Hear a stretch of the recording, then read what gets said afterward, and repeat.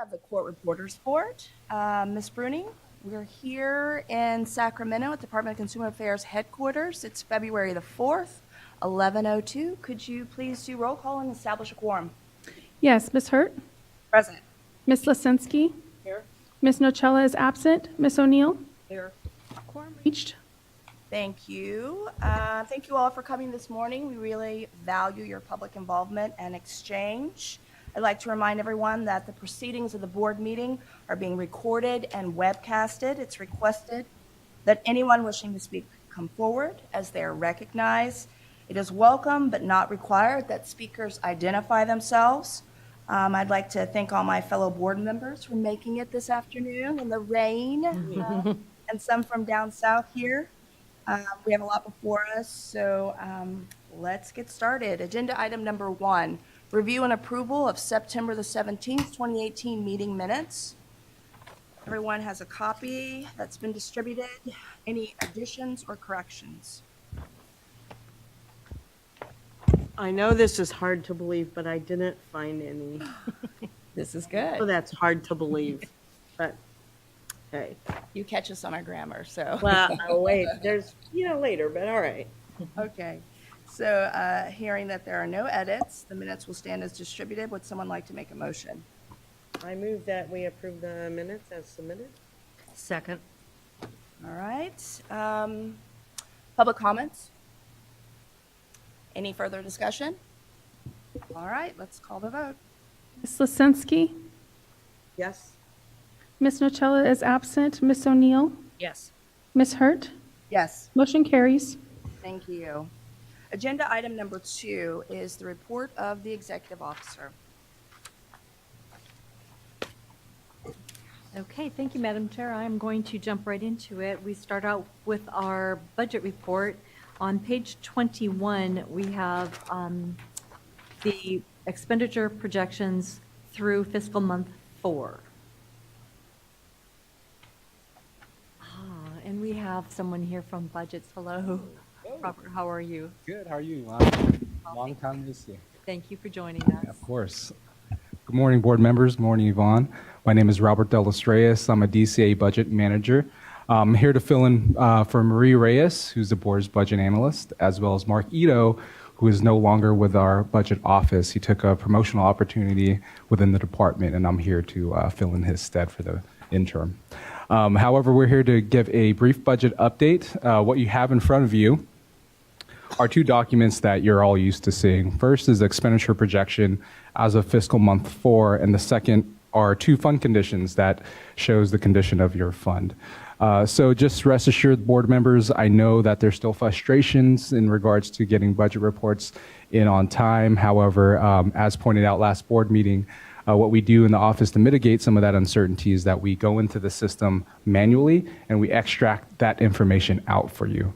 It is a tedious effort, but that's one thing we're doing as a workaround until we get those reports on time on the monthly basis. And we report that information to Yvonne monthly once the reports are available to ensure that we're tracking correctly. And right now, based on the fiscal month 4 expenditure projection, really no concerns to be reported. We're projected to save about $36,000 this year. And with that, I can answer any questions you may have. And again, I apologize in advance. I haven't touched this assignment for quite some time, as I was a budget analyst at once upon a time with Yvonne. And I do have a sense of familiarity with the budget, but not really much what's been going on. But it looks good in terms of what I'm seeing. So, the board has been running a very tight, lean ship. And so I think some of the frustration that you may have heard has a lot to do with some of the miscalculations before. Yeah. And so then the timeliness of projections has just compounded all the good work that we've been doing with the fee increase and et cetera, to the expectation of getting our head above water again. So we look forward to working with the budgets department, but we'd like to see those numbers sooner than later, for sure. Absolutely. Yeah. I'm fully aware of that issue, and I'm definitely on the case in terms of ensuring that you have accurate projections as well as numbers on a monthly basis. Okay. The other comment that I would say that we were informed at our annual budget meeting was that the final closing for last year, they're expecting in March. That's correct. Okay. And still projected to be closed at March. Okay. When you speak to a 36,000 savings, can you speak to where those savings are coming from? Or what Sure. is that? Yeah, so looking at it, the majority of that savings comes from your operating expenses.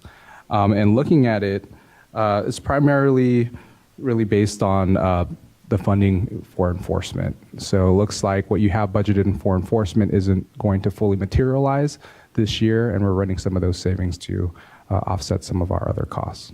Okay.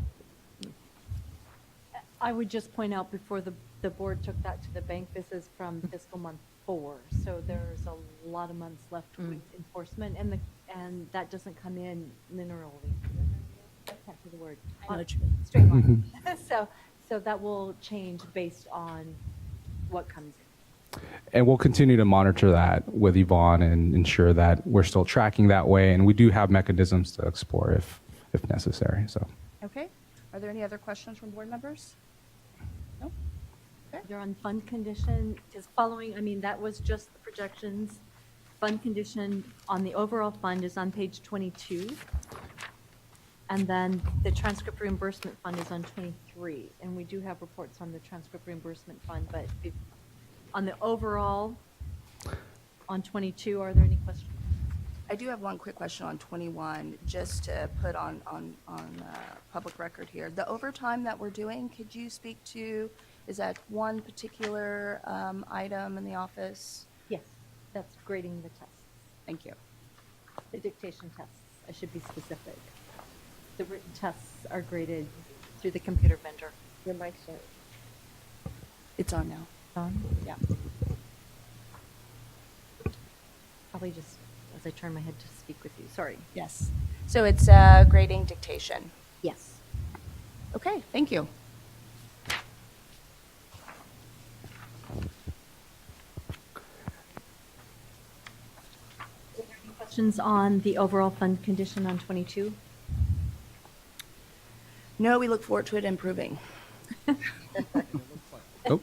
It looks like it's improving based on the analysis that's currently in front of me. It looks like we have something in place for 1920 to ensure that we're not in a structural imbalance moving forward. And it looks like we're going to approach that 6-month rule that I'm aware of that we need to maintain before we transfer back to the transfer reimbursement fund. So that's good news to share. I actually do have a question. Does this take into consideration the increased fees? Yes. Thank you. And so on the transcript reimbursement fund, I would ask Melissa to give us a report, Melissa Davis, from staff. For the transcript reimbursement fund, obviously we can't pay anything, so any applications that we're receiving, we are returning with a notice just letting them know that the program is currently closed due to lack of funding. As of today, we have currently returned 112 applications. I didn't total up the amount. A lot of them are actually coming in somehow. They're finding our pro bono application, and so they're not completing them anyways, but a lot of them are leaving off the estimates. But so somewhere, somehow, they're finding our pro bono applications and they're submitting on there. So we're returning with that. We're trying to find where that is so we can just remove it completely. But we still have the information on our site saying that it's closed. During this time, since the program has been closed, I've been working on recovering funds, previous approvals that haven't been paid out or closed. And I've been able to close out $5,600 worth. And an additional $2,200 I've been able to pay and get those taken care of. Okay. Are there any questions about the numbers? Okay. Thank you. Robert, thank you for your time. I really appreciate it. Thank you for having me. I'm looking forward to working with the board members and Yvonne again. Thank you. Moving on to the enforcement activities. So on page 24, you can see the final numbers from the last fiscal year. Oh, no, calendar year, take that back, calendar year. Complaints are up, if that's of interest to the board members. We have no rhyme or reason for that. They aren't coming in like with a new area or something unique, just more. Are there any trends at all? No. No, it's, traditionally, it's accuracy of the transcript and timeliness of the production, and that continues to be the main ones that come in. Okay. No more questions? No. And we will move to the exam update, which the historical, I apologize for neglecting to get those in the initial packet, but the historical exam rates are now in there. They're not page numbered, but I think everybody got them, and they'll be attached as part of the minutes probably. I can announce that we have a tentative agreement on our contract for the next skills portion of the test. As soon as the contracts are completely finalized, we will get it on our website, but they are close enough that contracts, the Business Services Office said we can go ahead and announce that we are looking at March 22nd for that test in Ontario at the Doubletree. Okay. And that will be a 2-year contract, so we'll have dates, once that's signed, we'll have dates up on the website for all of those. Okay. We did pre-testing for the next, that CSR coming up, so we had pre-tested 4 tests and have 4 more tests in the test bank. Okay. Or will have once I make the comments from the feedback. Are there any questions on the exams, the results? Sure. Do you have any specific comments about the increase in our overall passage and then kind of the dip these past few years? So if you're looking for causation, I think that I would point out that we have over 100 candidates that are retaking the test. Many of those candidates came from schools that closed right after basically their first chance at getting to the test. It calls into question whether or not they were ready. Doesn't matter at this point. They don't have schools to go back to. So I think that they are facing a challenge of where and how to practice. So even if they find practice material, we have no way of knowing how effectively they're practicing. I've been talking with people who are not court reporters, trying to help them understand the dictation phenomenon, just because it's difficult for people who are not reporters to understand. So I'm going to tell you my analogy, the best one I've been able to come up with to see if I can help people understand. Please. So it's as if people were coming to me and saying, Yvonne, you need to fix golf. It's like, I can't fix golf, but Davina, I can help you with your golf game. If I watch you golf, I can say you need to change your stance, you need to practice a certain number of hours, or what have you. I would tell you how you can improve your game. I could go to Miss O'Neill and say, Miss O'Neill, I can help your golf game. Let me see what you're doing. I can give you tips. You can go practice, and then you can improve your golf game. But nothing is wrong with golf. It's each individual person and the skills that they're bringing to the table that are the issue. We just happen to have a lot of them right now, and I think that is because of the school closures.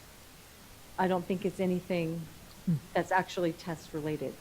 And just to be clear for the public, as it relates to our test, it's been reviewed by an agency to make sure that it is up to par with our minimum standards required for the profession. So just like we did the occupational analysis on the skills portion for the written tests, to ensure that we are testing to things that are really needed as an entry level into the occupation.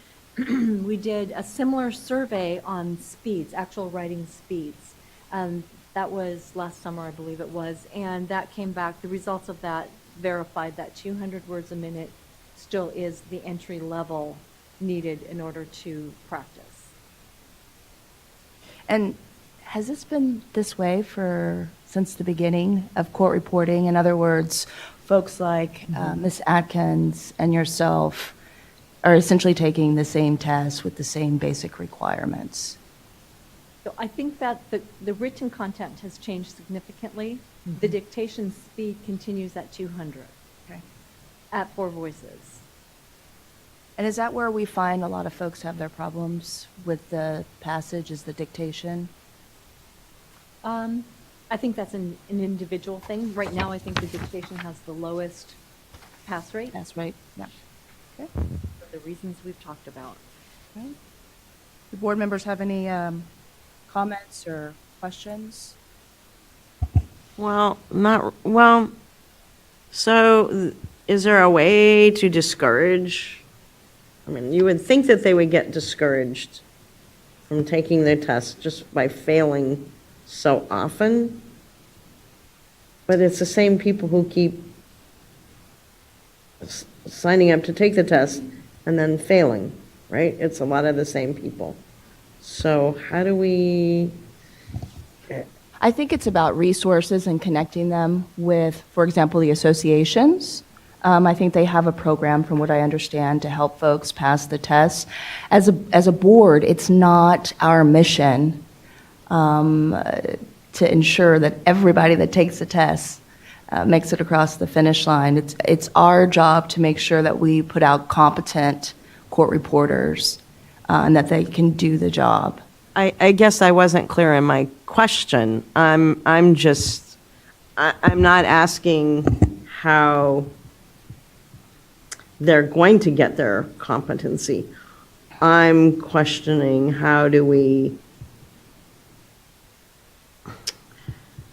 is there a way that we can discourage, I guess, I don't know, people from taking the test over and over and over again?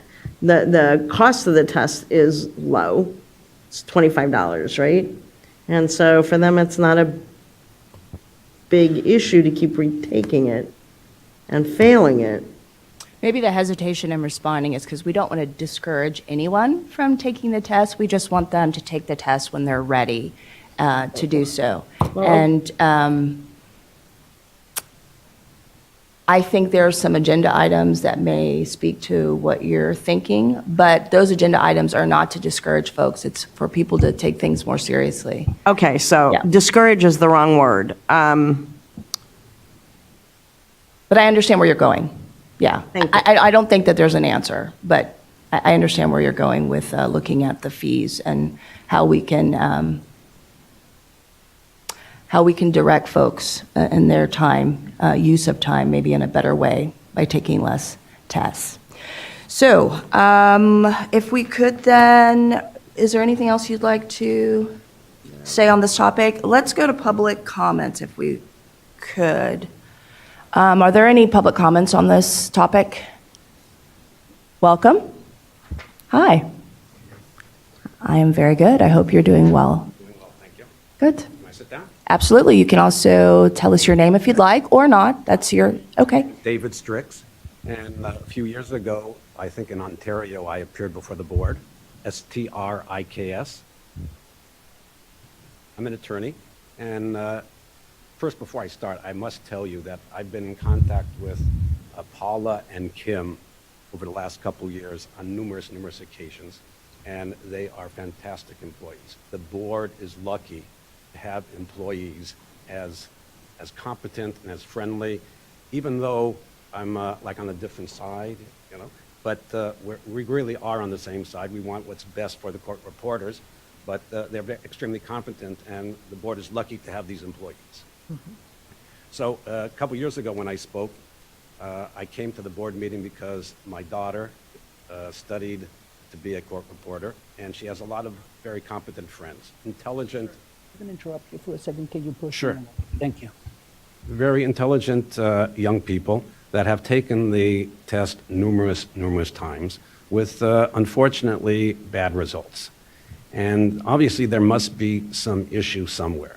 To put the blame entirely on the students, may not be fair. I think in the long run, this type of passage rate will affect the amount of court reporters. If in the last year, I think there's 22 new court reporters. If 4% pass, that means 96 failed. 96% failed.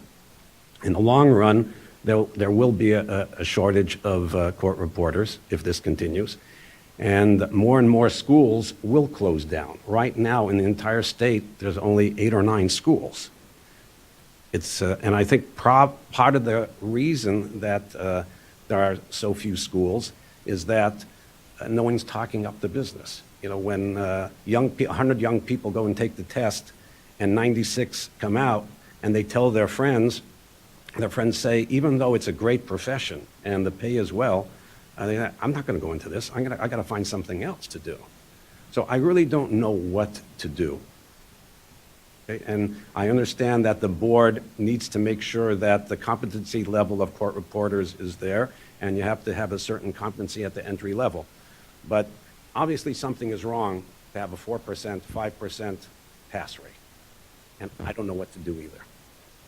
Okay, I've talked to educational experts about this, and one solution that some expert came up with was maybe having one more test during the year, more testing. Because it's very difficult for the young people to wait 4 months to the next test, because they need to find employment. They need to have part-time employment. Not everybody can, have enough money just to keep on going. They put in their time to take these tests and to study. They want to be court reporters. So I really don't know what to do. We're just talking about the problem. I'm willing to help if there's something I can do. I just don't know what. But I do know that my daughter and her friends are very intelligent people, and for some reason, it just doesn't work. And if, educationally, you look at a test that's given in a school and 96% of the people fail, you have to look where the problem is. Is it with the test? Is it with the school? Is it with the students? Is it with the teacher? I don't know. But I appreciate that everybody is so caring and concerned, and maybe we can work out a problem together. Thank you. All right. Yeah. Wonderful day, everybody. Same to you, yes. We appreciate your time, and I want you to know that the board is always open to any ideas that we can do, anything financially feasible that we can implement. And I think that, I don't know if you were aware, at the last test in November, we started offering 2 tests. Yes. Just because we wouldn't, I'm not sure where that's coming from, but we would be able to give the students more opportunity, more testing opportunity without significantly impacting the board's budget. So we are totally open to any ideas that we can afford to do. We will explore, because we're feeling that pain from those students. Yes. It's very painful for them. Absolutely. painful. Yep, and for us. Yes.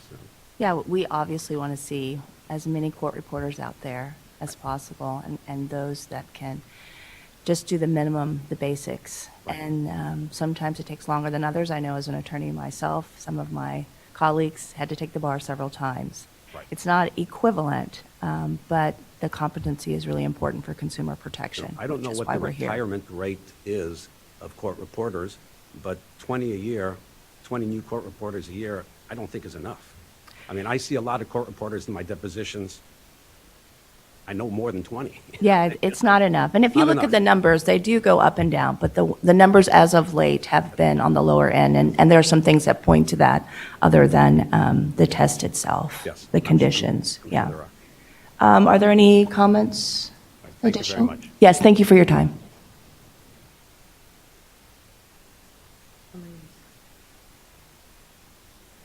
Hello. Good to see you again. Tony Pallone on behalf of Deposition Reporters Association. As the last gentleman has just said, obviously, we're all concerned. I'm sure, obviously, the students are, the teachers are, the schools are, and working reporters are concerned about the fact that such a low pass rate is coming out of the tests. And it seems to be, it has been consistent lately that it's been low in the last couple of tests. We all wonder where the problem lies, as this gentleman just talked about, and I'm assuming that some of the teachers and students believe it's somehow with the test. Personally, I doubt that, but it occurred to me, if this is of any use to the board, that perhaps to put aside any concerns about the test being written, dictated unfairly, unevenly, that if we could put that to rest, perhaps by having a group of reporters, working reporters of various levels, brand new reporters, reporters maybe who've been working about 5 years, some longer than very old seasoned reporters like myself, even I'd include myself, and I don't even write anymore, to sit for one extra mock reading of the test when it's given next time. And see how we all respond to that. If we feel that this is a very fair test, definitely an entry-level test, a test that perhaps is not as difficult as most of the depositions we face on a daily basis. That, I think, might put to rest the issue of whether the test is being written and administered fairly. I was part of one of the test writing workshops. I know how carefully you do these, you put these together. I really don't think it's the test itself. I don't know if it's the readers. But if a group of us who work and have experience working, little or a lot of experience working, and find the test to be more than fair, then we have to look elsewhere for where the problem lies. So it's just one suggestion. I know many years ago, when there was a shortage, not as bad as the shortage we're suffering now, but a shortage in the profession and the state, a CCRA board meeting was being held in the same hotel that the test was being given. And you remember, Tony? Yes, I do. and someone from the board came into the meeting and said, we're willing to give a sample test. We'll do the reading for anybody who wants to sit through it. Of course, none of us had our machines with us, but we volunteered to go in and take this test. I know I walked in thinking this is going to be an embarrassment. I won't be able to get this. And at that time I was working all the time. So I don't know, a certain number of us sat in the test, wrote on our knees. And when the dictation was finished, we all looked at one another and said, if all of our jobs were that easy, my life would be much simpler. It was definitely a fair, even, beautiful test, beautiful dictation. If the tests you're giving now are similar to that, students who have finished school and have passed qualifiers should be able to pass the test without question.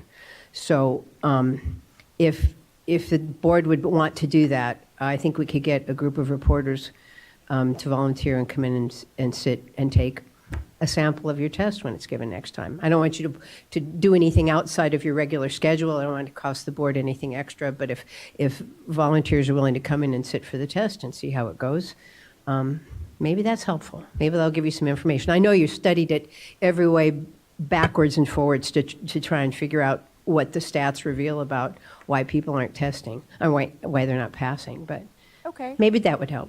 thank you. Yeah, Ms. Finner. I've suggested it to DRA, and they all think it's a fine idea, so I think we get people together. Where's the test going to be next time? Ontario Doubletree. Okay. So right now, we do that courtesy reading. So we do it Oh, for okay. the schools that are there. Okay. Typically, if the associations are there and want to come in, we welcome them. We don't open it to everybody because there's just a limited number of spaces that we have. I And we don't want understand. to make it be some kind of, yes, you can come and no, you can't come. So we just limit it to the schools, to the associations. Now, if the associations want to designate 5 people or, however many people they want to come, there's room for that. I mean, we could get another 10 people in there, obviously with the number of schools that have attritioned out and closed. We have Okay. more room than we used to have. So that policy of basically limiting it to the schools could probably be broadened to the associations and as many reporters that want to come in with their machines and report, that's not a problem. Okay, So. Good. I say that we could. and then I would assume the other two state associations may like to participate in this, so we could each perhaps send a few people in if you have the space for us. Absolutely. We have, No, go ahead. I think we have room for about 40 people at a time.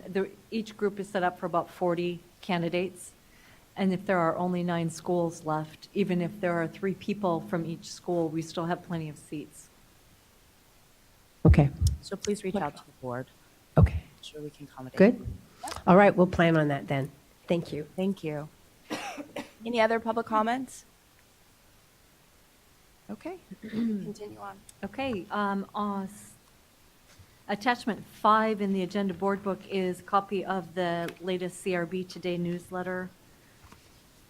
I am proud of that. I think that we do an excellent job with that. We get good feedback. Oh, good. Questions, comments? No, I like the updates that you do. Okay, then I'm going to do a high level, bringing the board up to date on our business modernization. So staff spent a lot of hours, and I do mean a lot of hours, meeting one-on-one with the folks from Solid who mapped out our business processes. It doesn't quite go down to the paperclip level, but staff assures me it was very detailed. So every piece of every part of their desk, all of the processes have been mapped out.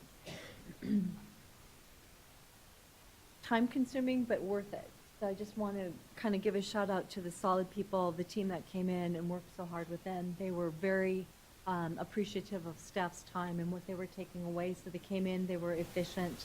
They were flexible enough to work around people that were either out sick or had projects that could not be postponed. So they were just the best professional level. I can't say enough good things about working with them. So that part of the process is complete. They mapped out the as-is processes, and they went into if you could make it better, if there were anything you could change about your desk, what would that look like? So all of that has been completed. Next step-wise, they will turn those business processes into business requirements and actually put out specifications. Once we translate that into specifications, then we can move to the next step. They call it PAL, which is Project Approval Lifecycle. Basically, that will go into stages then, and it is hoped that because we are such a small board, that we will kind of be timing that with some other boards that are in the same position that we are in, or even though they're bigger, but timing-wise, that's where they are in this PAL stage, so that we can get, we don't have to write our own proposals, we don't have to interview our own vendors, that we can do that as part of a bigger group and hopefully reach some cost savings from that point of view. We're months and months away from that right now yet, but I just kind of wanted the board to know that's where we are on that part of it. So the day is coming when we will be able to allow our licensees to pay with a credit card. Yes. Oh, wow. I hear hallelujah. Okay. Yeah. And I don't know if you have questions. No, I just look forward to that time. In the business modernization, is there also a website improvement component in general? No, that would come under our communications plan, and part of our strategic plan would be that update. Okay. Any other comments? No? All right. Okay, with that, I would like to invite the Director of the Department of Consumer Affairs, Dean Graffilo, to come and address us. He has some updates for us on a larger level. Welcome, Director. Thank you. Thank you, Chairwoman Hurt, Madam Mayor, Thank you. Vice Chair O'Neill, and Executive Officer Fenner. Thank you and good morning for allowing me to give a brief department update. Should start off with some highlights in 2018. This past year, we convened 9 licensing and enforcement workgroup meetings, 3 substance abuse coordination committee meetings, 4 directors' quarterly meetings, pro rata workgroup meetings, and 2 directors' board member and advisory committee leadership teleconferences. I shared this insight with the accountancy board when I did a brief update, I believe it was last week or the week before, that now that I've been in this role for 2 years, my family often ask, what's my day like? And now my 2 kids, they sarcastically say, meetings today, Dad? These activities not only brought us together to promote open dialogue among the department's boards and bureaus, but also promoted collaboration to further our mission in protecting California's consumers. Thank you to the board and board staff for participating in these convenings. I'd be remiss if I also didn't mention praise and congratulations on the success of effectively getting signed into law. Your sponsored bill, AB 2084, with Assemblymember Calra. As I briefly mentioned to the chairwoman previous to the formal start of this today's meeting, if at first you don't succeed, try again. Absolutely. And AB 2084 is exactly an example of that. So again, congratulations. And thank you for all your help. My in that pleasure. process. Thank you. My pleasure. Specific to the 2018 DCA annual report, I invite you to take a look at the annual report for a much more comprehensive review of the department's achievements this past year. The report contains statistical and financial records of the work that the department and its boards and bureaus have achieved over the last year. When you have a moment, I encourage you to visit DCA's website to take a review of that document. Specific to the transition and the governor's budget. As you all know, on Monday, January 7th, it marked a new era for our state as Governor Newsom was sworn in as the 40th governor of this great state. We at DCA are honored and excited to be part of this new team. Our department is looking forward to doing all that we can to further the governor's vision. The department has met with the few of the transition team and many new and some familiar faces that have been appointed to new positions within the governor's office. As for our current appointees, there is nothing specific you need to do at this time other than continuing the service and great work you all have been doing on this board. We will be working with them regarding appointment vacancies and pending reappointments in the near future. To be clear, we are in fact doing that as we speak. Regarding the budget, on January 10th, the governor released his budget outlining his fiscal priorities for California. Based on the driving idea of California for all, the governor's budget proposes to pay down debts and pension obligations, continues to build up robust budget reserves, while making significant investments in housing, childcare, healthcare, prescription drugs, preschool, and higher education. Immediately following the budget release, the department hosted a teleconference with board leadership, executive officers, and bureau chiefs to discuss the governor's 2019-2020 proposed budget and to review proposals within the budget specific to DCA. I know understanding how the governor's budget translates to your individual budget is a top priority, so I want to reiterate, as mentioned on the call, that our fiscal operations has scheduled individual program meetings in the coming weeks to discuss individual budgets in greater detail. It's my understanding that this board had their meeting this past January 15th with our budgets unit. Specific to the upcoming Directors Quarterly meeting, on February 25th, I will host the first Directors Quarterly meeting for 2019. At this meeting, DCA will provide an update on DCA's regulations unit, the executive officer salary study, and several division updates. As you may recall, these quarterly meetings are an opportunity to ensure that I'm available to hear important issues facing our boards and bureaus. Mandatory sexual harassment prevention training. 2019 is a mandatory sexual harassment prevention training year for the Department of Consumer Affairs. This means all employees and board members are required to complete this training this year, even if you completed it last year. This training is online, it's interactive, and can be completed at your convenience. If you have questions about this or any of our required trainings during your tenure as a board member, please contact our Office of Board and Bureau Services for assistance. Here today, behind me is Karen DeHorace Nelson with Board and Bureau Services. You know her face very easily, and she can follow up with you specific to this training as well as anything else specific to your program. Regarding sunset review hearing, as one of our 10 programs undergoing sunset review this year, I'd like to personally wish you the best and hope the board has a smooth sunset review. The department is here to offer our support and assistance with whatever you may need during this process. Our legislative affairs staff are available to you for any guidance or preparation needed for your sunset review hearing scheduled in March, including conducting mock hearings or reviewing your questions and responses.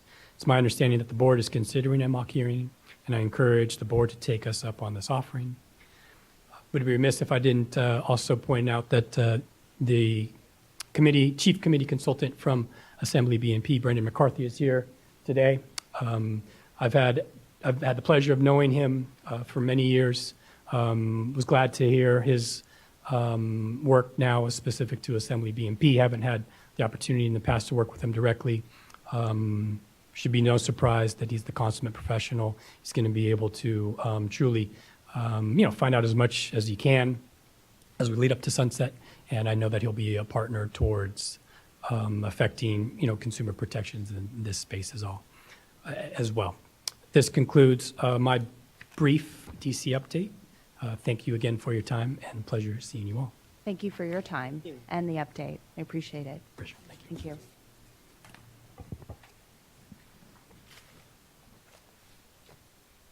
Okay, are there any other things to report out on this agenda item?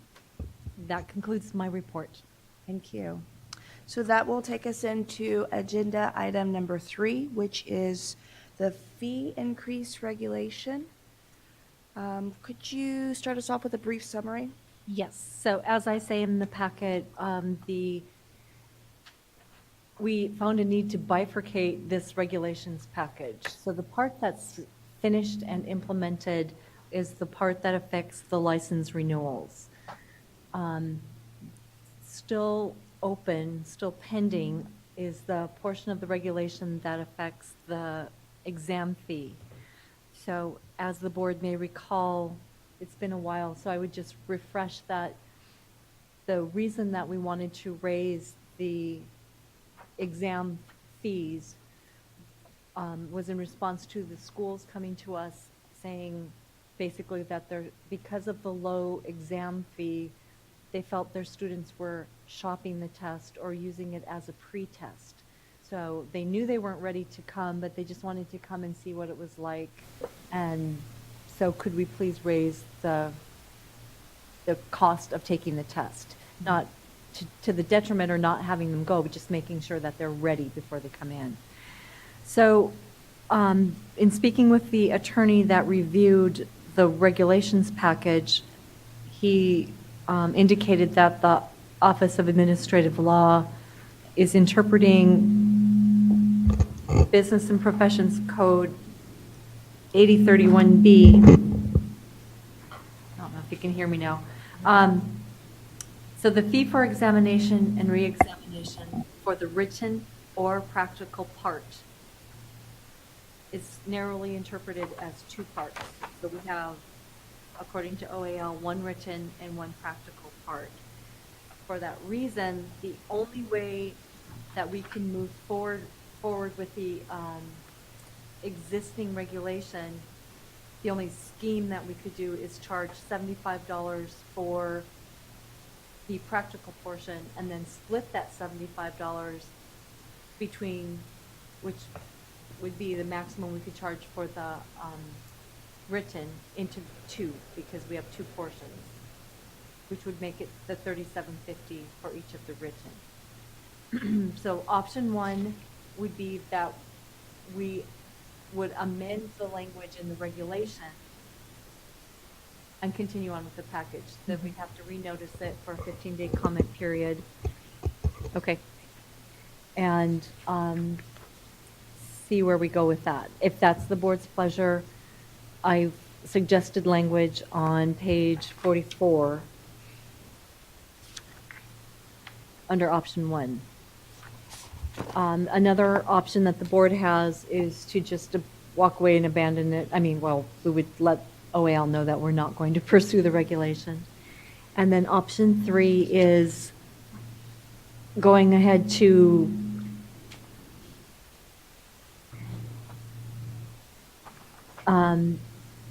not abandon the regulation, but not pursue it this year, work on changing the language to make it clear that we have more than two parts to the test.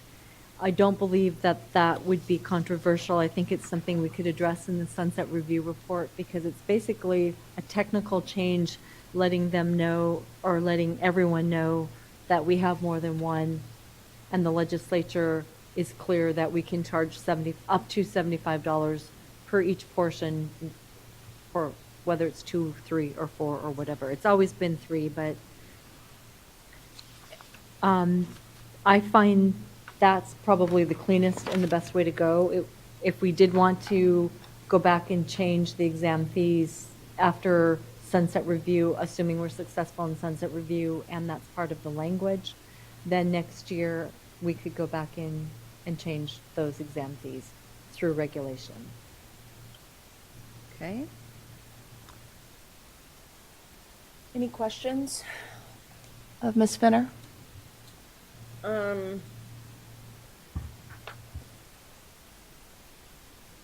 So part of the question is, I guess. You're using your mic, please. Oh, sorry. Is that work? Yeah. Part of the question is the $75 amount what we want to stick with, right? No, We aren't addressing that at all. we're not. I mean, unless you want to go with option No, A. Option A, you would. No, I'm just, it says here, or to allow another amount to be determined by the board. So that's what I was, under number 3. Okay, so option number 3 would be, let me see if I have your question.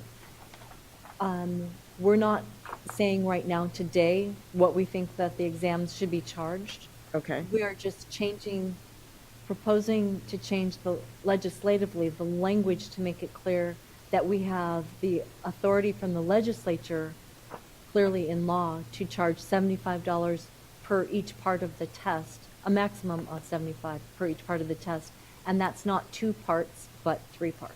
okay, That's what that's contemplating. okay. Did I hit your question right? Yeah, you did. Oh, good. Okay. Okay, are there any other questions? Okay, so I then will see if there are any public comments on this item.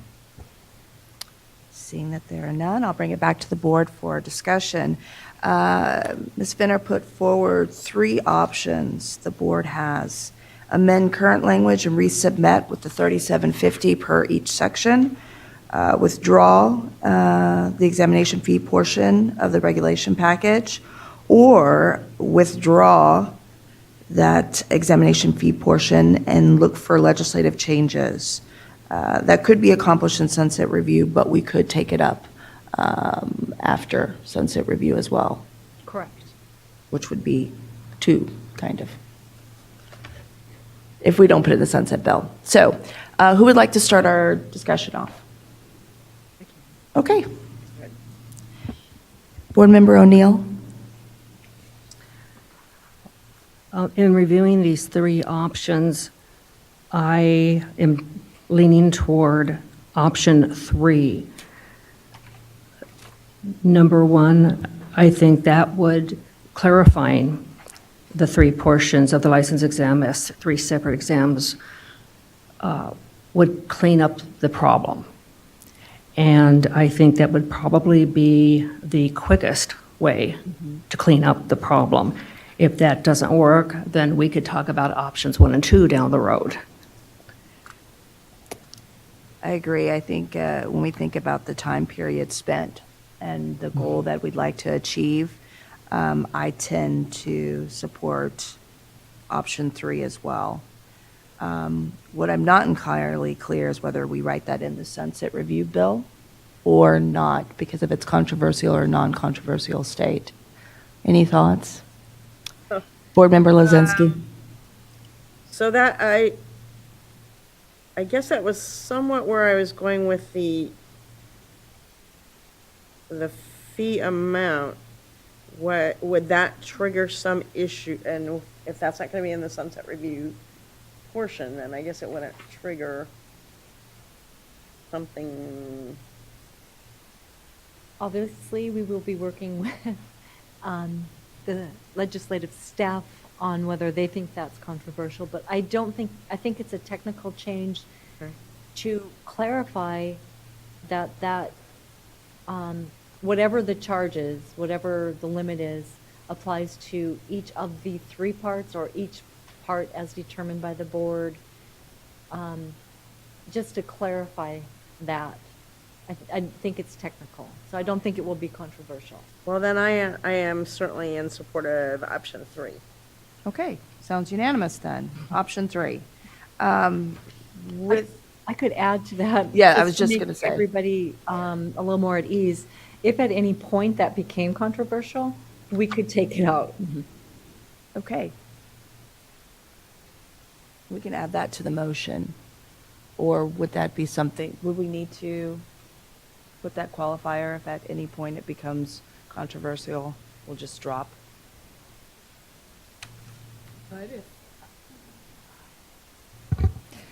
You could. If you think the direction would be helpful for your staff, at that point, you then might want to clarify what controversial means. So, That's my, okay, right, so it depends on how into the weeds you want to get there. okay.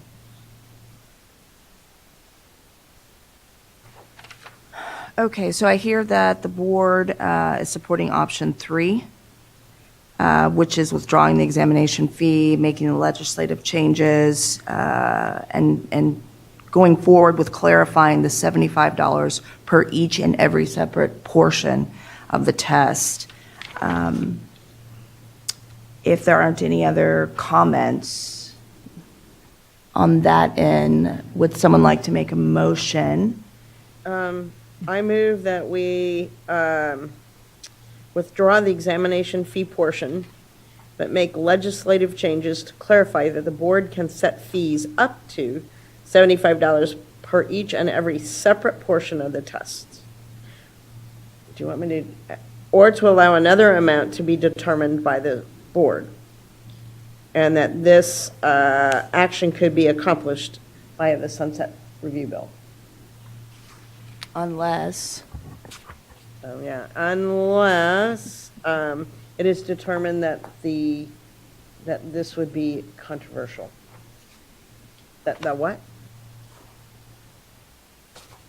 Well, did you want to? okay, so could you repeat the motion that you just heard? It's my understanding you were moving toward option 3, but that you're withdrawing the proposed fee from the regulatory package? Is that what you said, Ms. Lisinski? I'm just reading what was here. Withdraw the examination, what? What are you, oh, I'm sorry. I'm reading something different. Okay, move to instruct, all right, you want me to restart this then? That would be helpful. Okay, sorry. Thank You're you. going to withdraw the prior motion? Yes, so I was looking at the option that was listed, all right. Could you state it and then put forward your motion? I'm sorry?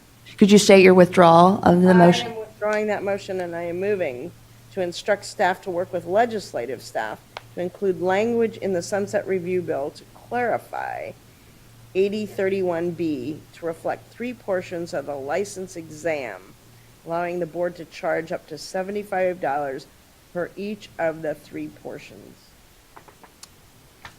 Okay, is there a second? I second. Okay, hearing a second. Are there public comments? No? Should have asked that earlier. But I don't see any. Okay, any further discussion on the second?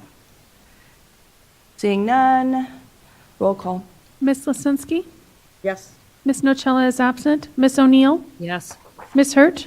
Yes. Motion carries. All right, that takes us to sunset review, agenda item number 4. That day is approaching quickly. Could you talk a little bit about what we're doing in preparation? Absolutely. I would confirm that the sunset review report that the board approved was finalized and delivered on time.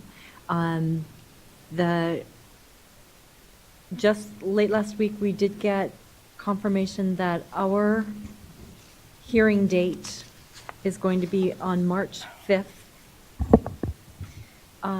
We got the official memo, so it lays out that the board chair would give an overview, about 5 minutes. We would respond to issues, which are questions or problem areas, for about 20 minutes. There's public comment for about 15 minutes, and that would be up to us to let our stakeholders know that they can speak during that time, or they are invited by the legislature to speak. There's comment by professional individuals, groups or associations, another 15 minutes. And then the board would close just briefly, 5 minutes. That's kind of the standard request or outline for the presentation for the hearing. Now, the committee members may have questions in addition to the ones that are provided to us. We've been notified that the legislative staff will get us questions or concerns by February 27th. Okay. For our particular board. That gives us a quick little turnaround to address those or prepare the answers to testify at that. 2 weeks before our hearing, we should be getting a background paper that would identify any issues that legislative staff has identified in their work on the background paper. Okay. After the hearing, we would have 30 days to prepare a written response to any issues that came out at the hearing, or any recommendations that legislative staff is making to us. And then all of that gets put into a bill, a sunset bill, and it's typically not just us, it's many of the boards and bureaus that are undergoing the process. And then so it's kind of in the form of an omnibus. We're all together there, and it goes through, hopefully successfully. Yeah, fingers crossed. Okay. 10 years, no, I'm just kidding. It's often 4. It's occasionally less if there are issues. Okay. So then in this agenda item, well, are there any questions about the process thus far from board members or timeline issues? Okay. So what's important for us on this agenda item is to determine what other board member will testify with myself and the executive director. In my eye, I would really like to see a court reporter joining me, Well, that narrows it down. kind of, Rapidly. just a little bit. I'd like that voice at the table with me. That's my preference, but of course, this is the decision of the entire board, so. Well, as the court reporter on the board, Singular. I am more than happy to accompany you to that sunset hearing. I just have to put in a proviso that there's some medical issues with my husband going on, and I'm not sure what's going to be happening around that time. So if it all works out, I will be more than happy to be there. Okay, I appreciate that. And Board Member Lozinski, if there is such an issue, could you come in as second alternate? I will put it on my calendar. Thank you, thank you, thank you. Okay, so do we need to make a motion, or is the recommendation enough? Do we have to make a motion? Okay. No. No. Okay. You could also do this. Okay. All right. So thank you, Board Member O'Neill, for stepping up. And we look forward to providing testimony at the hearing and returning as a board.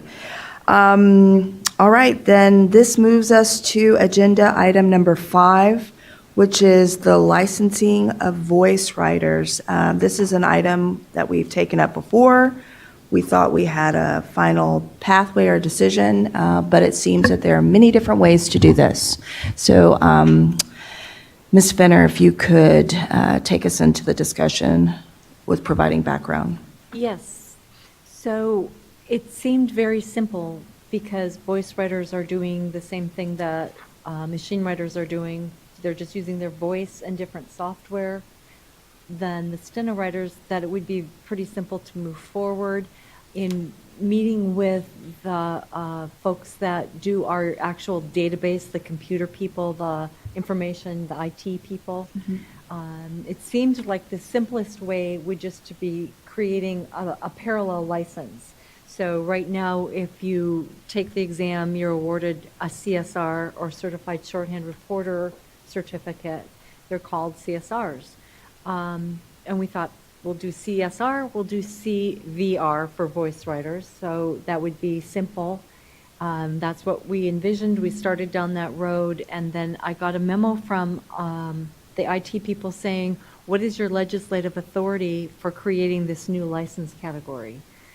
And so at that time, Attorney Vaughn was just transitioning into the board, so we had gone through a few people, but in going through the process with the different attorneys and kind of bringing them all up to speed on what's involved, we kind of went in this big circle. Is it a different license? Is it a different skill? Does it need its own separate designation? 10 years from now, will anybody care? I asked Ms. Davis, one of our staff, to do kind of an informal survey with some of the other states. We found out, we already knew that not that many other states license anyway, and of the ones that did, or that allowed voice writing, there was no separate category just for voice writers. It was interesting information, but it wasn't super influential in any of our decisions because there's only a handful of states, and we are significantly larger as a judicial system in the number of court reporters that we have and license. That, not that it doesn't matter what they're doing in other parts of the country, but it wasn't pivotal to our decision. So anyway, at the end of the day, after circling endlessly around and around, I think that our attorney and I took turns arguing the point. It was almost a debate issue where we would take turns being the devil's advocate on whichever route we went, and it became clear that it was going to be a matter of policy, that the board would have to decide how they wanted this to look now and down the road. So, I mean, if it were a clear answer, obviously I would have a clear recommendation for you, and I don't, because it works multiple ways. There's no one right answer. It's kind of up to the board to decide how they would like to see that look in California. So I know it's very hard, you don't have a crystal ball, but when we think about technologies in this area, are there any trends that we see as it relates to voice writing and stenographic writing and the machine use versus voice use, or how do we see that evolving? So that's a little bit tricky to answer in California, only because it was traditionally assumed that voice writers could not work here. And so when it became the legal opinion that they are using a machine and are basically qualify under the Practice Act, we don't have that history, I guess, is what I'm saying. Okay. So they have been licensed for years, they have been trained for years, they work in many, many other parts of the country. They have been used by the military almost exclusively for years and years and years and years and years. It's not new technology, so it's just new to California. So it's new to our mindset. It's kind of like on our radar, but it's not a new technology by any means. They, like the machine stenography reporters, take advantage of any updates in technology, where we being the steno reporters have gone from pen and paper to paper like manual machines to electric machines to computerized machines to paperless machines. Everybody takes advantage of what technology is offering. So I'm not sure if that's answering your question or not, if that's the direction you were going. No, that's a good foundation. I think with the minimal time we have, like, how do we want to best use that, and creating something separate? I mean, is that going to mutate or become something different because of technology? Yeah, I don't think we can predict technology, so I would hesitate to tie anything to a particular technology. I think that it's clear that what voice writers do is substantially the same as what machine stenographers do. From the point of view of they are in shorthand creating a record of a proceeding. Their record happens to be based on English and is captured on an audio file using their voice, whereas the machine shorthand have their own shorthand language that they are using their hands to produce. But that shorthand concept is the same. So I'm not convinced that we really need a separate license. Is it a service to the consumer? I don't know. What will happen in the future as far as numbers, perhaps it would be the same place where the machine shorthand took over from pen writers, and we will see more voice writers taking the place, not because it's better or new technology or anything like that, but just the training time is significantly reduced, and more people are able to finish a program that started. Not that I'm not making any judgments on who's better or who's worse. Sure. I think they're both effective. Okay. So to that point, are there any concerns amongst the board members on keeping this all in one category?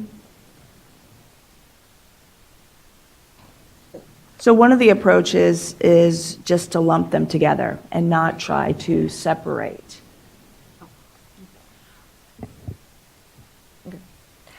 In reviewing this tab number 5, what seemed to jump out at me as far as the number one important thing is that I think whether the person is going to be a voice writer in California or a machine writer in California, they all need to pass the CSR test.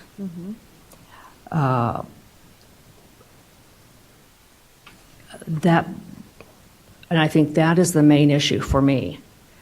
And the only reason I say that is because in some of this overview, there was a little bit of mention of, or I sort of got the sense of maybe we can bring in the voice writers who have qualified by the RPR or their NV, I forget the initials, the Voice Writers Association.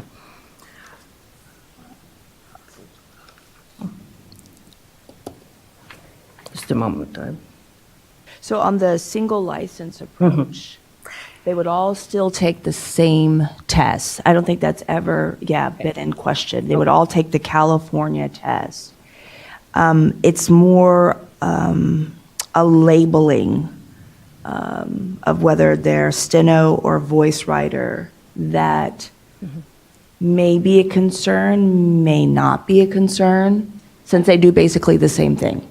Yeah, I could jump in there for the number of years that it would take for the voice writers to outnumber the steno writers. We would have a period of time where the current steno writers have a license and in theory could just switch over without retesting. We don't have authority right now to ask them to retest in another method. So there is a potential that Ms. O'Neill, for instance, would say, my hands hurt and I'm going to just train myself in voice writing and go out there and practice. There is a provision in place, obviously. She has a license. The board still has authority, so if anything goes wrong, the consumer can come back to the board and action can be taken. So the safety net is enforcement. Yes. Yes, but the consumer would not necessarily know that she didn't take a portion of her license exam was not with the voice rather than with the machine. That's the question for the board. Does that matter? Okay, so if the consumer isn't going to know whether the transcript was done by a standard stenography machine or with the voice writer, if the consumer isn't going to know the difference, if the requirement for passing the exam is the same, I don't think it matters what the technology is, because at some point this technology will change too, and whatever that other technology comes in, as long as the people using it can meet that standard and can provide the quality of service to the consumer, I don't think it matters. So would you want Board Member Lozinski then to keep the single license approach with some of the words that you're saying that you don't think it matters versus the separate license approach, which would be to create an entire category for just voice writers? Sounds I don't think a separate category is necessary. okay. I don't think it resolves anything. I would like to hear somebody who actually knows something about it, but from the point of view of what the consumer gets, it's the same thing. I think in our packet, it suggests that the benefit to the consumer is a certainty that the voice writer has been tested specifically in a method, but as we've already established, they're taking the same test, period. Right. Right. So, Board Member O'Neill, do you have any follow-up or thoughts? Yes. Yes. As far as having a designation, whether it's an endorsement or however that physical means is made known, I'm not really, that for me is not the big issue. For me, the big issue is, say, for example, I couldn't write, my hands, there's something wrong with my hands and I couldn't continue writing on my writer. And I have a number of years left in my career, and so I want to transition into the voice writing, or vice versa. Since we look at the protection of the consumer, I am leaning towards, I think, for the protection of the consumer, that my transitioning to doing voice writing has been certified. In other words, if there's no certification of the transition, I may, read a book, go to some seminars, practice, but there's no guarantee that I'm even doing 180 words a minute in my new position as a voice writer. And, the same would be true if the voice writer was going into the machine. And that, to me, is really the focus issue versus whether or not a consumer knows it's a voice writer or a machine writer by looking up online. Like right now, you can go online and you can see all the machine writers. I think the certification and protecting the consumer that, yes, this person has been, as far as the skills portion is concerned, certified that they can have this basic entry-level ability, then that's protecting the consumer. Otherwise, yes, we'll finally, we'll discover the issue by complaints, but I think that could end up for a while causing more harm to the consumer if you're only waiting for complaints. Okay. If Ms. Benner, you have a thought? I'm in my many circles of devil's advocate. I would just say, so Tony, would you put your license at stake? Because if you're saying, would you put, even if you switched over to voice writing, say you're incompetent? Should we take a break? Do we need to take a break? Oh. Okay, okay. Okay, we'll work through it, thank you. I feel like it's me. Maybe try closer. It seems to get worse. Very closer? I don't know what to do. Over the top of it, maybe. So you're still going to have to put your license at risk. If you're not going to be fast enough, you would know that going out there. So there is that reason for you to want to be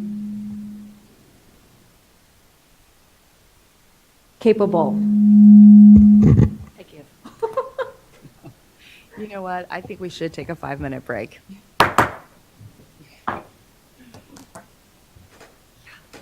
you going to remember your thought on that?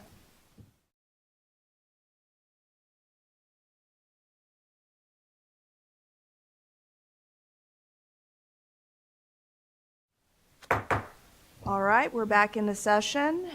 We were with agenda item number 5, licensing of voice writers. And so we will return back to that item with the executive director's comment. So I was just going to try and finish articulating my thought for Board Member O'Neill. So there is a finite group of people that I'm hearing that the concern would be with. The issue would be with currently licensed steno reporters that switch over. So I would point out that that's a finite group, and that would, over the years, be shrinking, because we'll capture all the new people coming in their initial license.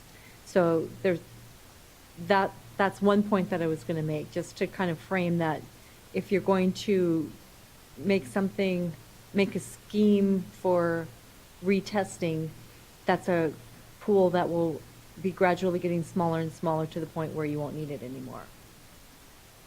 Plus, that group of people, that shrinking pool, all have licenses at risk right now.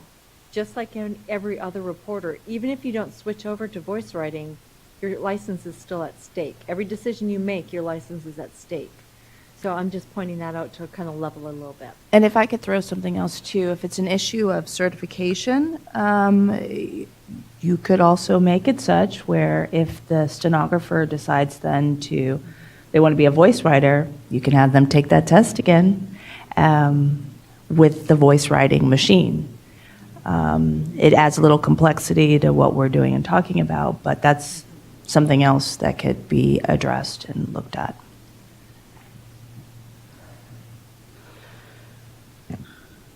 Any thoughts on that comment? I would Yes, just please. point out with that, Madam Chair, that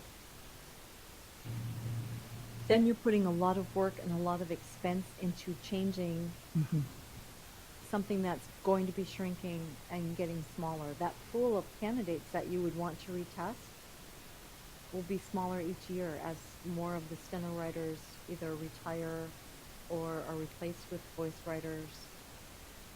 As I'm marinating on what you're saying here a little bit, to take a word from my Texas background, is it possible that there will always be a revolving number? In other words, those who are stenographers we're constantly certifying new people, and the stenographer will maybe eventually become a voice writer. So that pool will never shrink. It'll just continue. Maybe less some years and more other years, depending on where they are in their phase of their profession. It's absolutely possible. I can't speak to the future as far as that prediction. Mhm. It just seems to make some common sense that if you can do the same skill in a shorter program with a higher percentage chance of finishing the program, that you will choose the voice writing over the machine shorthand. Okay.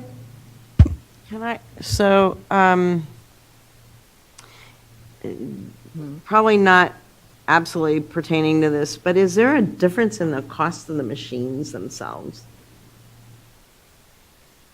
I don't I don't know. Because in the future, if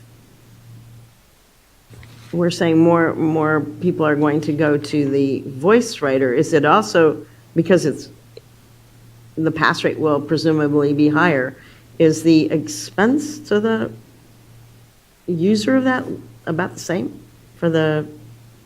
I don't know because I don't know what it costs. They're going to have a laptop, they're going to have recording equipment. I don't know how that compares to the machine the stenography machine. So I can't imagine it's going to be a great difference, but I don't know. Okay. Okay, so if I put the question back before us again, we do need to determine approach, and that's either giving the CVRs an entirely separate licensing category, or determining that what they're doing is similar to a CSR and doing a single license approach. I think that's like our first tier or hurdle of analysis and decision making. And then we can approach further this discussion about certification of the transition if you are a CSR to a CVR. Any additional thoughts on the two approaches? And I should say that the staff recommends the board make a policy decision on the best approach for consumer protection. So that means either one, there is no wrong answer, it seems. Sure, I will take public comment. Would you like to hear from them now? Well, Before we talk further? Okay. I personally would. Okay, then let's do so. Are there any public comments on this topic? Please come on forward.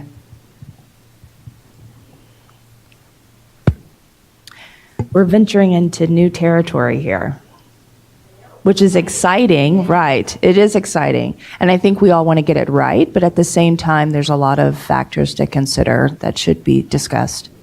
Tony Pallone again. To some extent, speaking on behalf of Deposition Reporters Association, because our board recently discussed whether they believed a separate designation should be made. Same license. We're not trying to create a hierarchy to say that, oh, the steno writers are a step above the voice writers. That's not the case. But that there should be a distinction shown somewhere in the license if it's as simple as the steno writers would all get an S along with their license number, and the voice writers would have a V with theirs, something along those lines. And frankly, what Miss O'Neill brought up just a while ago is something I had considered in part, but not the consumer protection part of it. Because, it occurred to me, if my hands went, and we had licensure for voice writers, I could move into that. It would not be appropriate for consumer protection purposes for me to start working as a voice writer without licensure as a voice writer. Because if I'm licensed as a steno, I'm not licensed as a voice writer. I could be doing a miserable job. And I understand the question about, well, you willing to risk your license at that? But I could do a lot of harm before anyone would file a complaint about me and put my license in jeopardy. So I think somehow the consumer needs to know that the reporter that appears at their proceeding is licensed in that skill, whichever skill it is. Okay. And I shouldn't show up as a voice writer unless I've retaken the test as a voice writer to prove to the state that I am qualified to do that skill. Just as a voice writer should not be able to then move in with a steno machine that they're not skilled at and write and report in that fashion. Okay. And for that reason, not to separate us, but just to indicate to the public that this individual has been proven by the state to be able to report a proceeding in this fashion. So you wouldn't mind steno or voice. I'm sorry. So you would not mind retaking the test?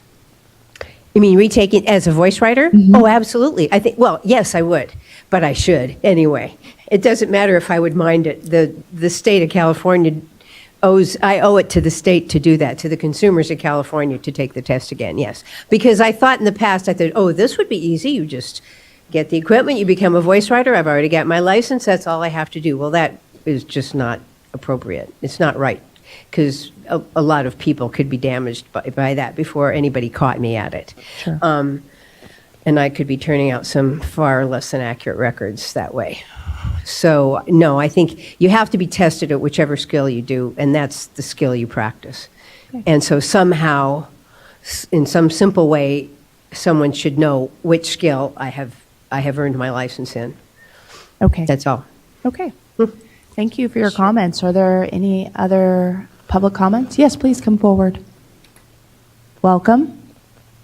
Hi. You can state your name if you'd like, or just... Sandy Walden. Okay. On behalf of CCRA. Not so much a comment as a question. When you guys were researching other states that do have voice writers in them, have you found out if those states require, if somebody is a current steno writer and goes to voice, do they retest in their state as a voice writer or not? They don't even designate what method they're using, so there would be no reason for them really, because it wouldn't matter. Okay. Okay. Thank you. Thank you. Sure. Board Member O'Neill, you have another thought? Yes, and I would, in follow-up to that question, in many of those states that have both methodologies, there isn't a certification board at all. So that's a moot issue, in that territory. I just go back to the consumer protection of it in the sense of, as a machine writer, maybe yes, I'll think, oh, now I have to sit for another test to get, for example, voice writer certification. However, I have to admit, I would be thinking to myself, yeah, but I can do it in 6 months to a year versus, switching the other way. The board and all the boards are established to protect the consumer. And I'm sure none of you have run into any of these people, but I have run into reporters that I could say would switch over to voice writing and would not. We have reporters now that are certified and they need a lot of coaching afterwards to become, proficient in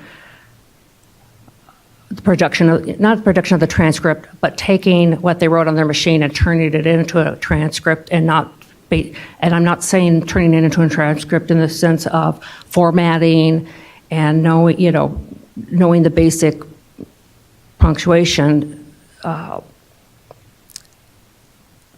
rules, but more of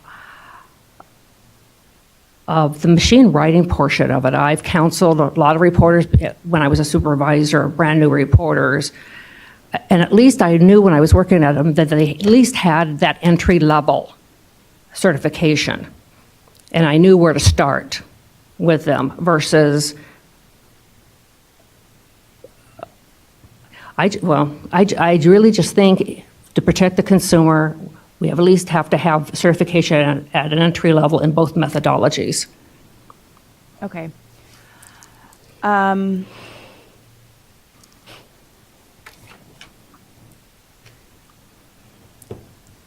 That gets me back to my the first question. And I'm sorry that I keep returning us back to that. I think what you're speaking to as far as certification is a detail within whichever approach we take. But do we want to keep voice writers under the CSR category? Or do we want them to have an entirely separate licensing? I think because they're doing basically the same thing, one's on a machine actually, they're both on a machine, but one is with hands typed and the other's with the voice, that all the work it would take to put a separate licensing approach doesn't make sense to me. I feel like this single approach, because they're doing basically the same thing, just with different types of machines, is more impactful. And it will also speak to getting more people doing court reporting at a time where those numbers are dwindling. So we all know how long it takes to put a regulation through. Imagine how long it's going to take to put an entirely separate category. All right, so how do you then resolve Ms. O'Neill's issue of The certification. So that was the suggestion I made about, well, maybe you have them retest with that new certification. But I understand. The details are a little confusing. Right, so they would self-report that they were going to switch or test on this new technology. But that's self-reporting, Well, right? yeah, okay. May I respond? Yeah, I think there's two issues here that are parallel. And I don't have really any issue as far as that each reporter needs to be designated, whether they're a machine writer or a voice writer.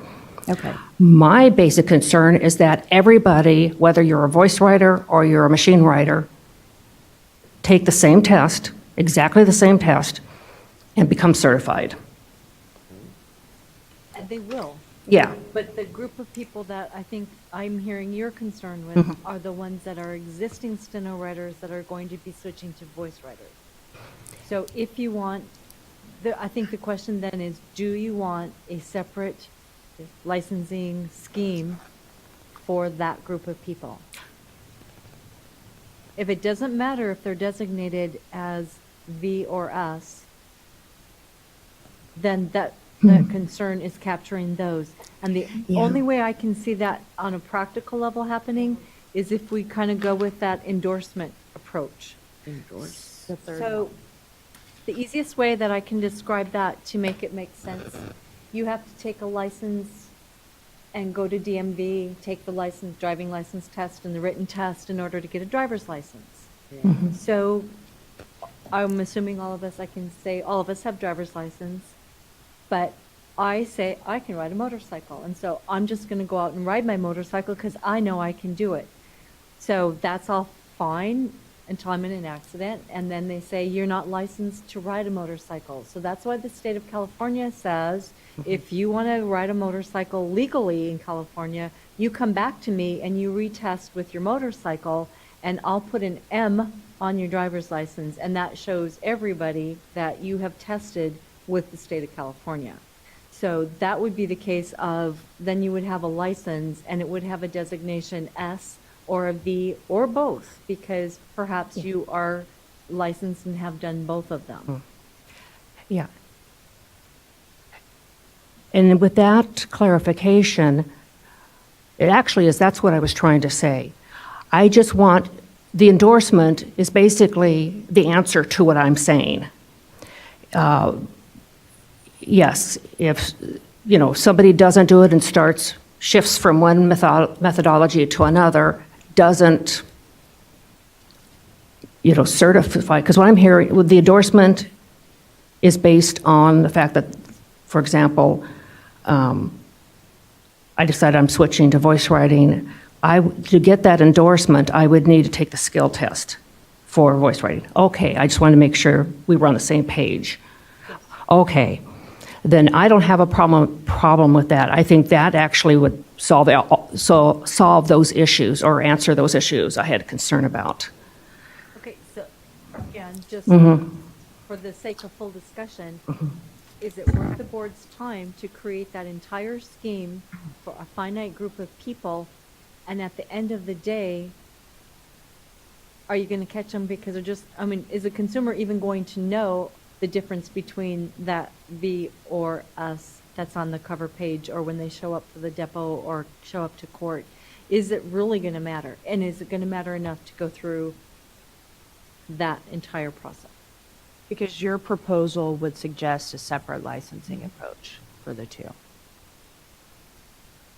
It's kind of a hybrid, yeah. Yeah, it's a hybrid, which means a legislative change. And can we be reminded what the process is for a legislative change of that magnitude?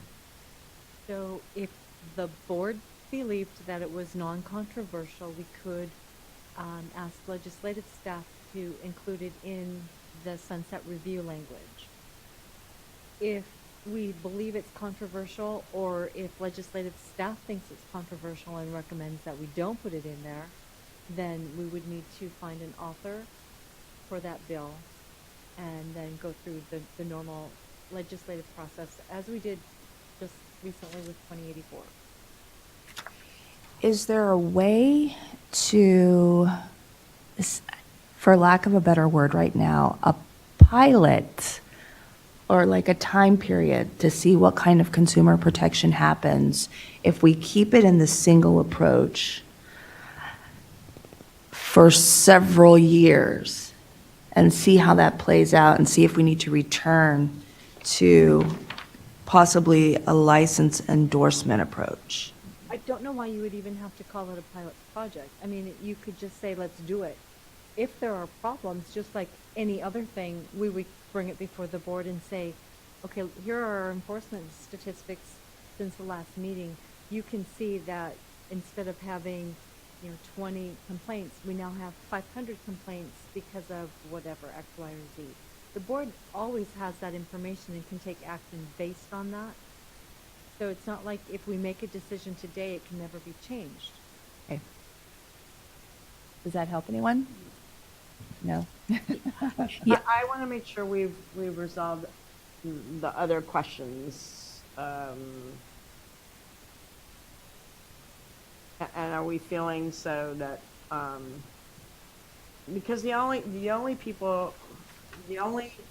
category of people that we are really concerned about are the existing court reporters who might want to go to being voice reporters who have not been tested in that technology.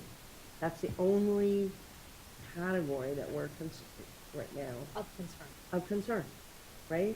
It seems to be the one that Board Member O'Neill is talking to, and I understand that perspective, and it sounds like you agree with that, Well, yeah. public comment has also brought that up. Other opinions as well on the topic, Right. yes. So I just want to make sure that we resolve that little constituency. And how would you propose resolving that? I don't. I'm listening to this and thinking, well, all right. So Ms. Fenner feels that it's a finite group, and over time that the group is going to diminish. So I get that. I also get the time frame that changing things requires. So I would like to see us move ahead with the voice reporting, and I would not like to see us delay. So if that's the case, then you probably want to follow the single license approach. I am going. Yes. Are you bending towards Yes, that I am. approach? Okay. I'm bending. You're bending. Mrs. O'Neill, any thoughts on Board Member Lozinski's bending to the single license approach? I'm sorry, I was reviewing to see if I could pick a, I would be okay with the single license approach. I was trying to find, what I'm really concerned about is somebody coming in from wherever as a voice writer, that they have to pass the same test. Yes, so I Yes. think that is without a doubt, just to make it clear for not only the board, but the public as well, is that a voice writer coming from out of state into state has to take the California test. they have got to meet the same requirements. It's without question. You do bring an interesting point of a stenographer changing to voice writing and whether it's up to par, but I think it's been clearly stated that they have a license, there is an enforcement element. We will see whether there is a real problem in switching over, if there is a consumer harm protection that requires us to revisit our approach, and that could be done at any time. I know the board has said all along it's very important to get more court reporters, people working out there to meet the demand that is behind. And this voice writing was supposed to expand the pool of people. But if, depending on what approach the board takes, to Board Member Liziski's point, taking the separate license approach will increase that time period, and they will not be out to meet that demand. Well, I'm also not sure that the return is going to be worth the difference in the time that would be expended and energy expended. True. So, but to the point of the license endorsement approach, the foundation of that would have to be a separate license method. We would need legislative authority in order to pursue that.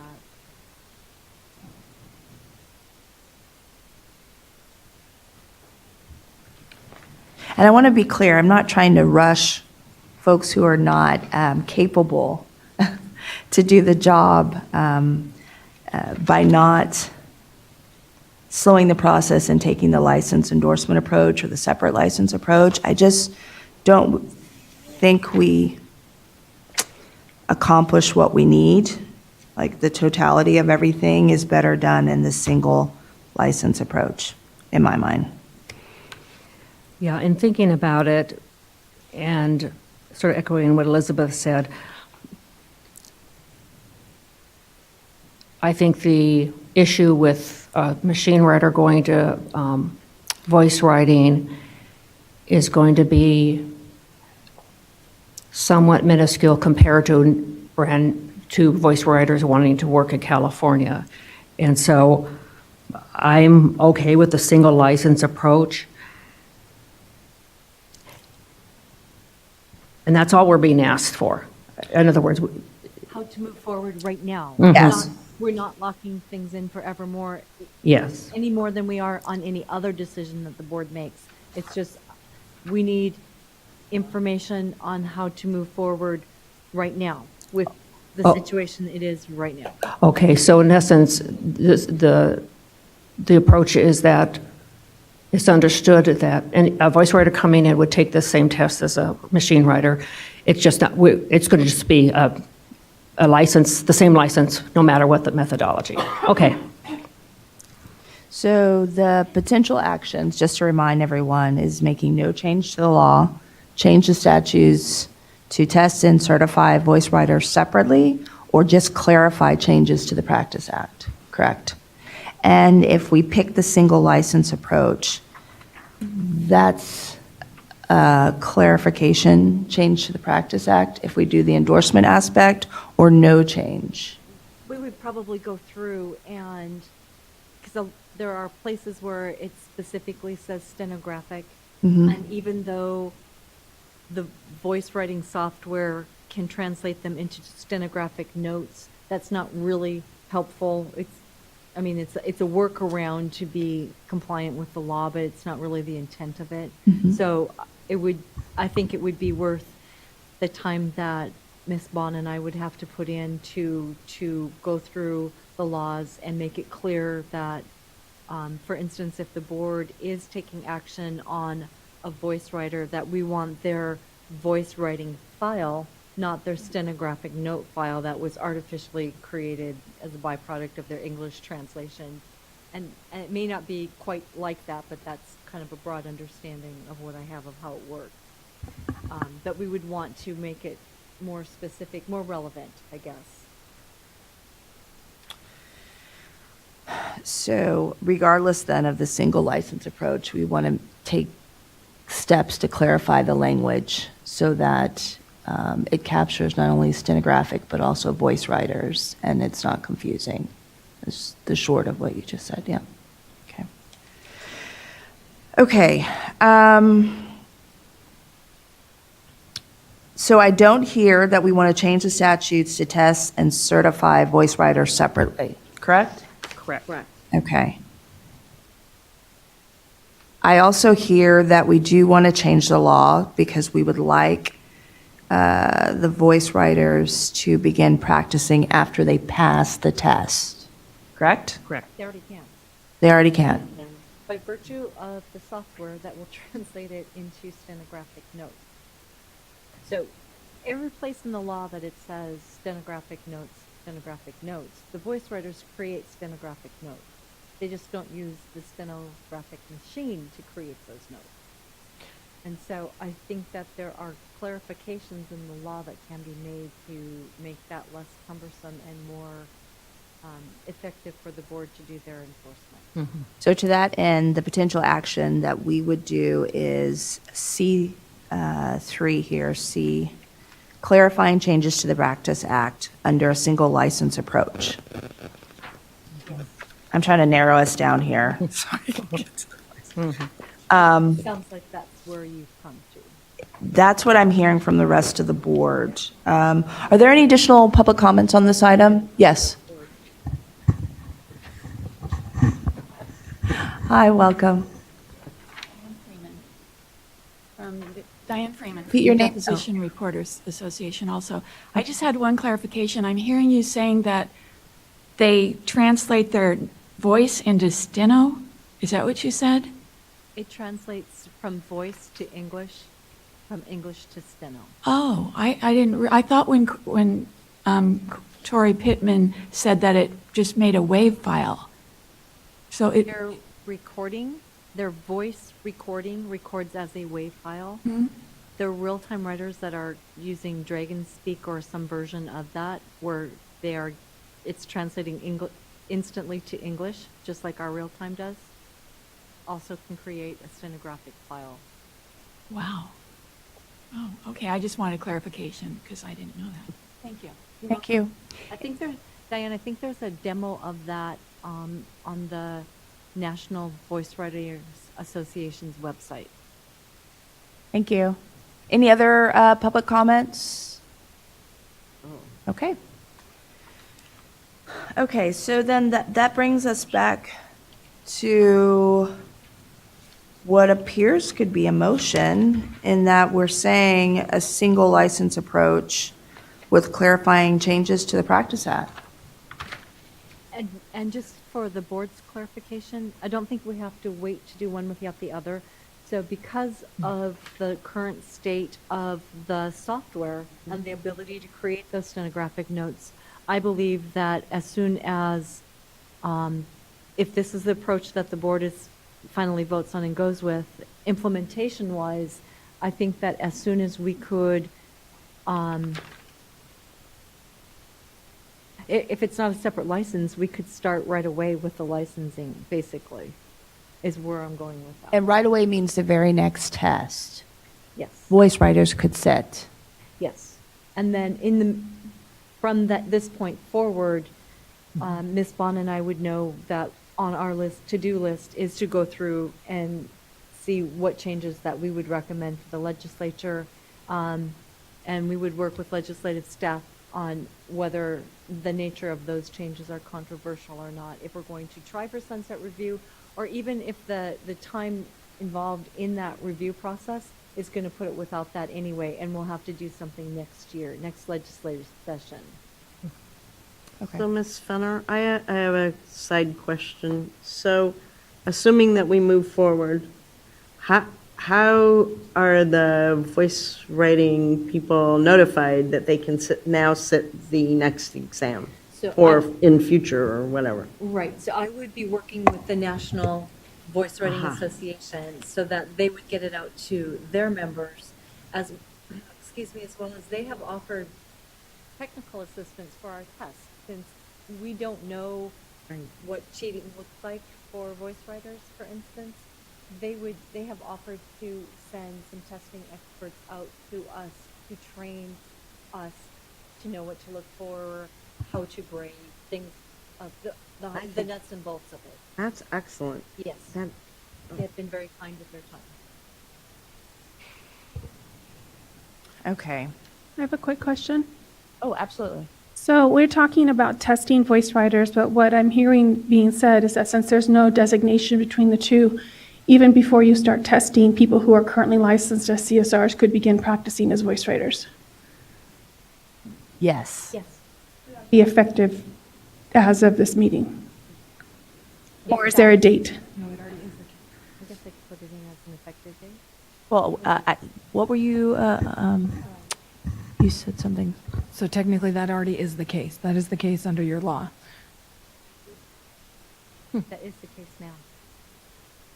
That is the current state of our law. Right. The current state of our law is that voice writers could sit for the test.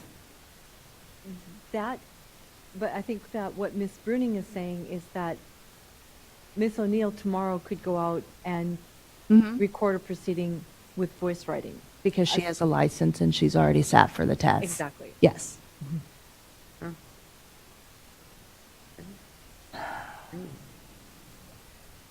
So with that clarification, does that change folks' position or thoughts?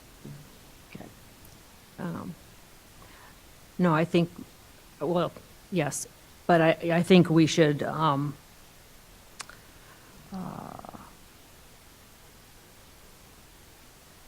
do the single licensing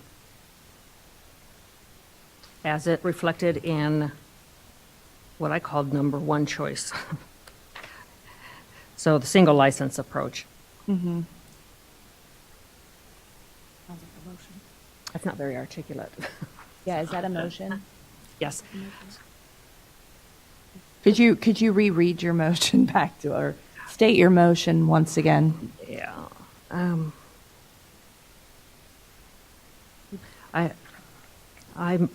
Would you like, if I may? Yes, please. Sure. It sounds like you're moving to not attempt any changes in current law, which means that effectively that would be a single license approach, and that staff can bring back any necessary minor clarifications to the law as needed to go along and support that approach. Does that work? Yes, I'll adopt that recommendation for a motion. Is there a second? I second that. Are there Thank any you. public comments? No? Okay. Any further discussion? Okay, seeing none, let's do a roll call vote. Ms. Lisinski? Ms. Yes. Nocella is absent. Ms. O'Neill? Yes. Ms. Hurt? Yes, and I'd like to say I'm going to be keeping my eye closely to what the numbers look like with enforcement. Motion carries. Because we understand this is a huge change. It's not that simple. And so the practice, what happens thereafter, I believe the board will closely be watching to see how this affects the profession. None of us do have the crystal ball working, so I think that's the best that we can do is just staff will be very vigilant in collecting those enforcement information, statistics, and getting them before the board on a timely basis. Yes, and just to make sure it's clear, anybody who comes to practice in California that's a voice writer has to take the tests, the California tests. Maybe I can make it clear this way. Anybody that's practicing court reporting has to be licensed. We're not going to care if they're using their voice or their hands, but they have to pass the license test. They must be licensed. The California license test. Yes. Okay. Excellent. All right, thank you for that robust conversation. That was a hard one, so I appreciate everybody keeping it up with one another. This takes us to agenda item number 6, which is the strategic plan review and adoption of our draft plan. I hope everybody's had an opportunity to review, and this is really our roadmap for this year to 2023. Ms. Venner, would you like to add anything? This plan was drafted by our facilitators that helped us go through the strategic planning process. I will give full credit for the design to Ms. Bruning, who put all the work into making it look professional. Thank you. And then just quickly, next steps from here, once the board makes any changes they want to this plan and adopts it, then I have a meeting set up with Solid, the facilitators, so we can put together an action plan. So then coming back before the board will be the familiar action plan format, so you can track how much of the plan is getting done on the timeline. Okay. I think it's also important to state that we're probably going to absorb a lot of the goals that we've had before. So you'll see repeat goal items in here because we're on the road to accomplishing them. So there aren't big changes, but important ones. Any thoughts or comments on the strategic plan and looking forward to the action plan? Sure, Board Member Lozinski. I have some corrections and I have some comments and sections, but I don't know if that's the best approach or if you want to go part by part or what you want to do. Well, we're going to adopt the proposed strategic plan, so if you have some edits, let's have them now so Okay. that we can On absorb page them. 52, in your letter, second paragraph, the guideposts for progress are, not is, but are professional qualifications, enforcement, blah, blah, blah, blah. Thank you. Okay. Okay. On page 55, under mission, under excellence. So my question was, is this category for staff or is it for court reporters? It's the board. It's the board, okay. Okay. Okay.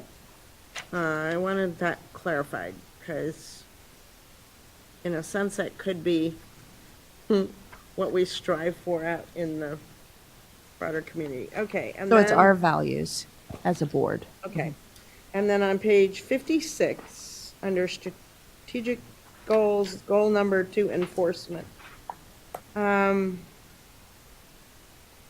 to me that there's an area of missing that's taking appropriate action. There's all this enforcement stuff, but it doesn't say anything about taking action. Well, enforcement is action. It isn't just monitoring compliance or informing licensees or educating consumers. Isn't there something about taking appropriate action?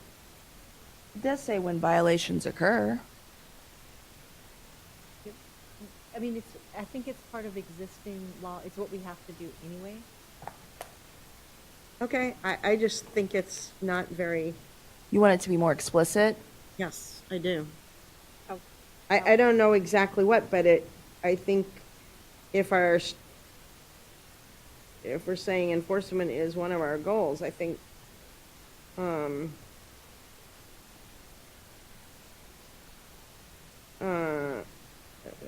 we want to be on record as saying that we're, It does state that we're protecting Where? consumers by preventing violations and effectively When- enforcing laws and codes and standards when violations occur. So we're taking an action. okay, all right. I don't think it's, all right, I don't. If you can. No, it's fine, it's fine. I just don't think that's very, Do you have a suggestion?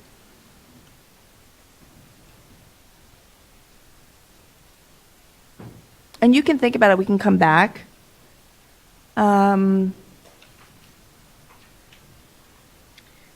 If you want time to, No, just leave it, it's fine. okay. Were there any other edits that you, No, that was it, that was it? Okay. that's it. Well, thanks again, staff, for working with Solid and creating this very professional, strategic plan, and it encompasses all the things we've talked about. I do have one more correction. Oh, please.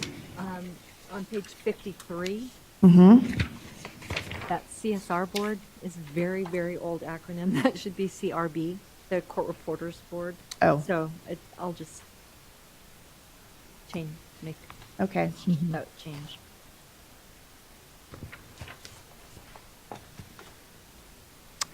All right. Actually, let me open it up for public comment. Are there any public comments on the strategic plan? Any additions, suggestions? And again, just to make it clear, this is kind of the high umbrella document, but the action plan and what it needs to make these things occur is coming. And that's where you'll see more details. Oh, okay. I move that we accept the strategic plan as amended. Okay. Is there a second? Yes, second. All right, any public comment? Yes, please.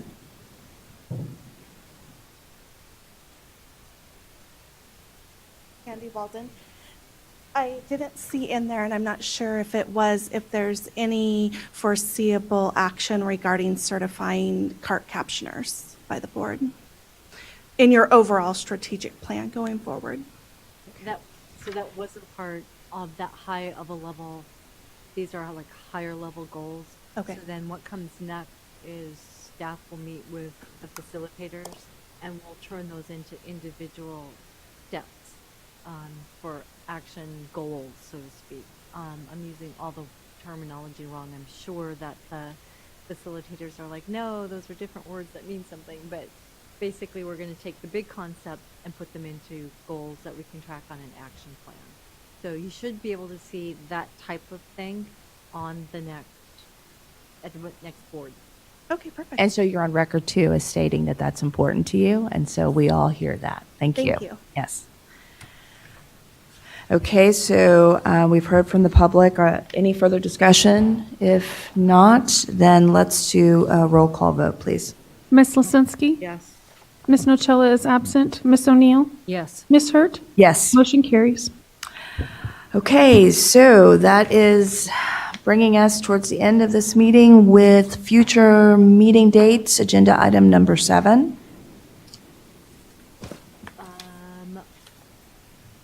As a total guess, I would say we probably won't need to meet again until late summer. Okay, late summer. Late summer. Yes. As soon as we have either enough issues to warrant the board's time or something of a time-sensitive nature, then we would have it back. Staff council did remind me that we do have regulations packages that we'll need to be working on. So I'll be working with her on language and getting that ready for the board's review at their next meeting. Okay. And then I'll just let folks know the exam workshop, March 8th through the 9th. In Sacramento, there will also be another exam workshop, April 12th through the 13th. And the next CSR dictation exam? Is tentatively scheduled pending the final signatures on the contract for March 22nd in Ontario at the Doubletree. Thank you very much. Okay, so we are now at agenda item number 8, which are public comments for items not on the agenda.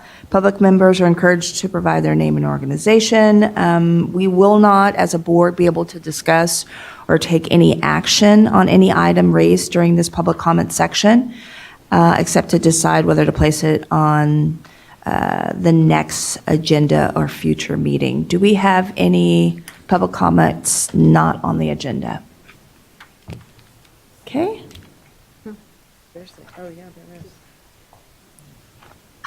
Come on up. Feels like the price is right. Come on down.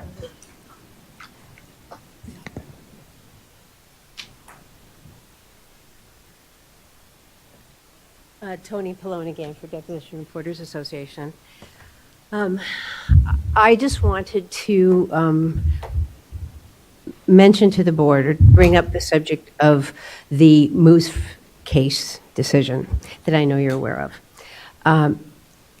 We now have two cases, both the board's and Holly Moose's case that arrived at the court's decision that a given court reporting firm was operating here, providing court reporting services as a professional corporation.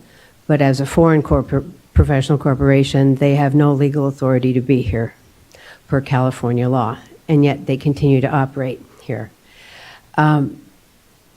We would hope that these two decisions would give the board authority to move in some direction to take action based on these decisions and not leave this in the hands of private individuals to take legal action to see to it that illegitimate firms are working here that should not be. So I just ask you respectfully to take this up seriously and consider this, that the board move in a direction to prevent this activity from going on. I know you're aware of it. I know this is nothing new, but we just feel it necessary to raise this issue again and hope that you will take action in this regard. Thank you. Thank you Yeah. for your time. This is actually a matter that I would like to have at the next meeting. And in particular, as chair, I reached out to our board attorney and asked if she could evaluate the case and what that means for the board and our regulations. So sometime in the summer, I hope we can talk a little bit about the matter and the case and what that really means for us.